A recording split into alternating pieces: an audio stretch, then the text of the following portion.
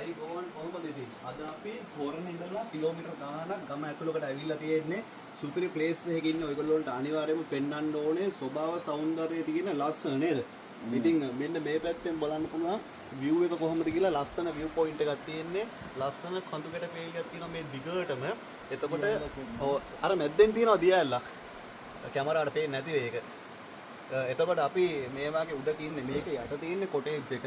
මේක යට තියෙනවා බෙඩ්රූම් ඊට පස්සේ කිචන් මේ හැමදේම තියෙනවා ලස්සන කොටේජ් එකක් තමයි මේක යට තියෙන්නේ.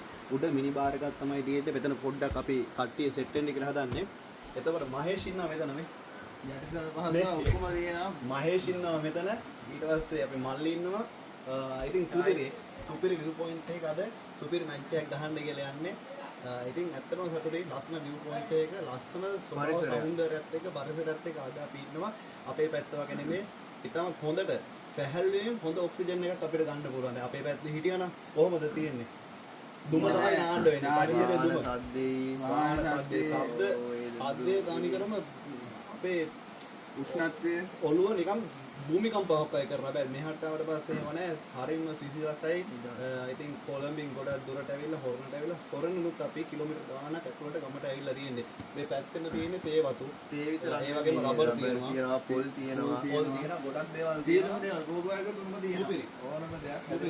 සරසාර පොළවක්. රයිට්.